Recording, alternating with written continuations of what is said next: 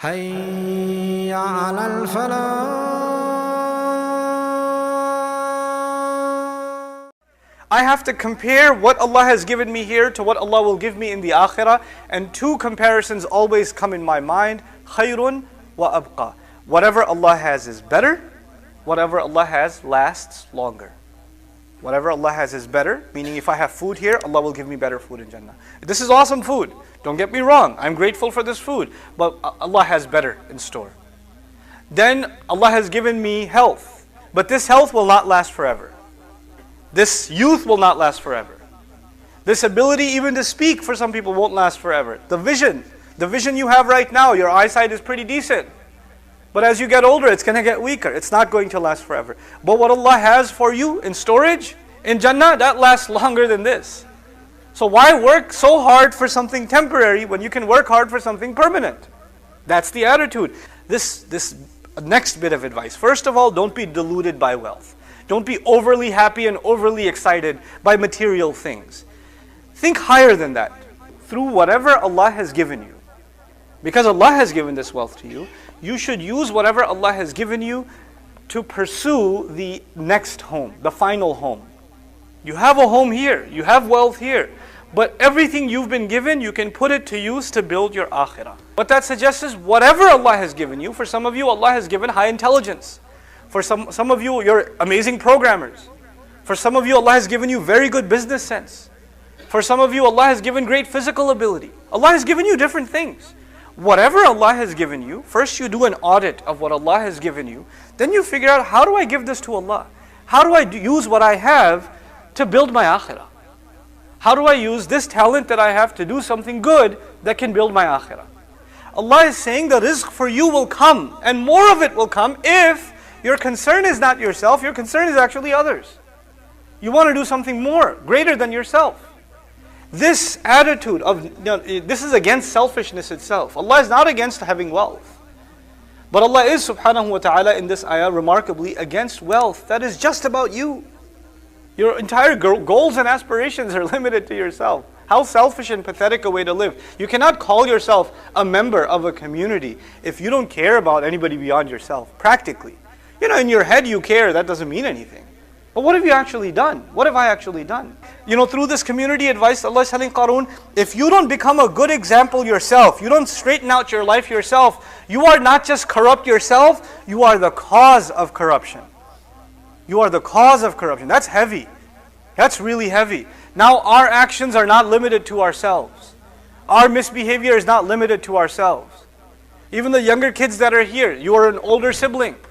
When you have an anger problem, or you talk back to your parents, or you disobey, or you lie, then you are setting an example for your younger siblings. That's what you're doing. Because your younger siblings are looking up to you. So when you do that, then it's going to spread. And that's what ifsad is, spreading corruption. Sin kama ahsan Allahu ilayk. It's remarkable. Allah says, and excel the way Allah excelled towards you. Another rough translation is do good, or do beautiful work, as Allah beautified or did such a beautiful job towards you. Many of you, are fathers in your home.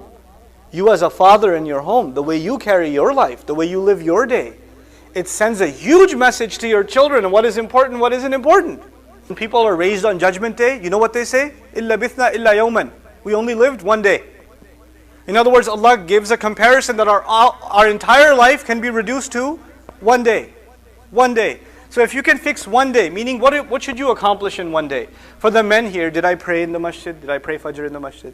Did I come to Isha at the masjid? That's the beginning and end of my day was for Allah. Okay, at the very least. One day of balance. And did I spend enough time with my kids today? Did I do a good job at my work today? Did I recite Quran today? Did I eat right today? Did I exercise today? A good balanced day. Like let's try tomorrow, or even the rest of today, let's see if we can have a balanced day. What are the things you would like to accomplish in a day that you can look back and say, you know what, today was a good day. Today was a balanced day. The second big problem is, what does success mean? Well, this one is, what is your worth? What are you worth? Nowadays, our children are being raised to think all they are worth is these products. The brand of clothes, the kind of house, the kind of car your parents drive, drop you off to school at, the brand of the book bag you're wearing, that sort of thing. That's all you're worth. And then on top of that, the additional problem is, what does it mean to be successful? Our idea of success even 20, 30, 40 years ago was, for the vast majority of the Muslim world, maybe some of you did not have a good opportunity for education, or your parents did not have a good opportunity for education, and they put all of their effort in getting you a good education. Our idea of education has become a career that makes a lot of money. Everything comes back to money. If you're successful, it means you have a lot of money. If you're successful, it means you have an education. Education in what field? A field that will give you a good career, which means you will have good money. That's what success is now. Everything comes back to this. That's it. Now, this is different from old times. This is different from old times. In old times, to have an education means to understand yourself, to understand the world around you, and to contribute to making the world a better place. Most of our problems in the Muslim community are because we are disconnected from the Quran. We don't feel for it, we don't feel a love for it, we don't have a relationship with it, we don't go to it for advice, we don't recite it every day, we don't care to memorize it, we don't care to learn more and more of it, we haven't shown it enough love. This word Allah gave, honored this ummah with, and we haven't given it enough love. If we did, I tell you, our problems would start disappearing. Have an honest, open, direct conversation with your children. Ask them about what they heard in school, what problems they have, and then you yourself seek the answers from Allah's book. You say, you know the thing your friend just told you, or this terrible thing you saw, you know what Allah says about that? Let me show you. We're literally teaching our children how to go to Allah for answers. Now let's talk a little bit about raising our children. First of all, our mentality has to change. If they don't see in us the right definition of success, if they don't see that in our personality, our conversations, we cannot expect them to have the right definition of success for their life. They have to see that coming from us, in what we talk about all the time, in what is important to us most of the time. When husband and wife are talking to each other, are children listening or no? Always. Always. Their ears are always on. Now if you two are talking about the bills, and you're talking about paying off the house, or you're only talking about movies, or you're only talking bad about this other family and what they did, or whatever you're talking about, they will come to know these are the things that adults, this is what my parents do. This is what's important in life. You and I have to learn Quran as parents, not for our children, for ourselves. We have to learn Quran, we have to love it so much that our children, as they're raised, they know, my dad, somebody asks, what does your dad like to do? They say that he loves to learn the Quran. He's always talking about the Quran. I learned everything I know about the Quran, most of it I came from my dad. He's always listening to an explanation of it. He's always telling me to recite more. He's always memorizing it. He loves the recitation of it, all this stuff. We have to become a nation of Quran. Why? Because the Prophet ﷺ was surrounded by people who doubted, just like we are surrounded by people who doubt. And the only thing that gave him belief was what? Quran, the word of Allah. It kept him strong. We have to become that nation again. Us and our children. We have to become the generation of the Quran. Recite Quran with your children. Don't hire a qari to recite Quran. Recite Quran with your children. Maulana Sahib comes, reads Quran and goes home. What about you? What about you? You don't have time? If you don't have time for Quran, why does your child have to have time for Quran? Sit down with your child, make those 20 minutes happen. Shaitan will come, he will make you yawn, he will make you thirsty, he will make you sleepy, he will make you remember you had a meeting. All of that will happen in those 20 minutes. Why? Because you gave those 20 minutes to Quran. He hates that. He can't stand it. But make those 20 minutes happen. A lot of you think if I just bring my child to a Brother Noman lecture and sit him down, inshallah ta'ala, after that, لَيَكُونُنَّ مِنَ الصَّالِحِينَ, they will be righteous after that. Just a couple of YouTube videos and their problems will be solved. Ain't gonna help, and you probably already discovered that. You are the real counselors to your children. I'm the real counselor to my child. We have to become their best friends.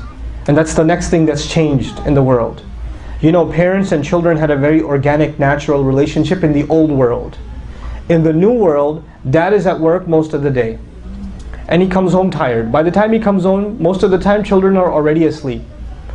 And by the time he goes to work, he probably, a lot of times dad leaves to work before kids even wake up. And if he doesn't leave home before kids wake up, he sees them for maybe 5 minutes while they're having breakfast, and he goes and they go. So basically for 5 out of 7 days in a week, parents and father and children have no conversation with each other. If any conversation, did you do your homework? Okay, now get me some water. That's it. You know, for a lot of you, the only role you have to your children, you're like the wall in the house. It's always there, but you don't talk to it. It's always, you need it. It's there, we know it's important, it's paying the bills. Other than that, I have no relationship with it. You know what happens to parents like that? You will find the consequences of that the moment they become teenagers. But when Allah Azza wa Jal talks about children learning Islam in the Quran, there's very few times Allah talks about children learning, children receiving advice. But whenever He talks about it, it's from the parents. Listen to that again. Whenever Allah talks about children getting guidance in the Quran, it's always from parents. And within the parents, it's always from the father. Because the mother is always there. The mother doesn't have to do extra work to be there for the child all the time, and to care for him all the time, and to give him advice all the time. You don't have to give moms training on how to be a mom. It comes naturally. Allah put that inside them. Fathers, however, are horrible. We have to go through training to become real fathers. It doesn't come naturally to us. Just because you had a baby, when a mother has a baby, her feelings, her emotions, everything changes immediately. Changes. A father is like, 3-4 days go by, friends say, hey, heard you had a baby. Yeah man, it hasn't hit me yet. Allah Azza wa Jalla talks about the people of the book. He says, وَلَوْ أَقَامُوا التَّوْرَاةَ وَالْإِنْجِيلَ لَأَكَلُوا مِنْ فَوْقِهِمْ وَمِنْ تَحْتِ أَرْجُلِهِمْ. If they only established the Tawrat and the Injil, they would have eaten from above and below. Their dunya would have become Jannah. If they only established Tawrat and Injil. What is Allah saying to us then? If we only establish what? Quran. You will eat from above and below. Allah will make dunya into Jannah. Just come back to His book. This is the real advice to parents. The memory we leave our children with. My dad loved video games. My dad loved movies. But more than anything else, he loved Quran. He really liked basketball, but he loved Quran. Quran he really, really loved. And he made sure he wanted us to love it too. He used to tell us stories from it. He used to give us advice from it. Tell your children the amazing stories from the Quran. And you won't be able to tell them if you yourself are not amazed by them. If you're not in awe of the story itself, you won't be able to impress your children. But man, from early childhood, you, not anybody else, you tell the stories from the Quran. You will have to do it. I was teaching one of my daughters the story of Yusuf alayhi salam the other day, and I didn't finish the story. She's been asking me 4 days about what happened. Okay, he got thrown into jail. Then what happened? I can't tell you. I'll tell you later. And she's been asking me. I'll tell her on the way back. I'll tell her today, inshallah. What happened after he got thrown into jail? But we have to create an interest into our children. And the stories are so beautiful. They're so remarkable. Especially when you tell them from the Quran's point of view. They're so beautifully put together. May Allah Azza wa Jal make us a people of Quran and instill that, give us the ability to instill that into our children.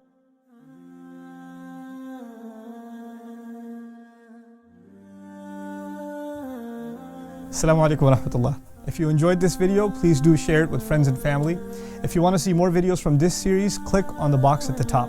If you want to see other videos, click on the box at the bottom. And don't forget to hit the subscribe button. Thanks.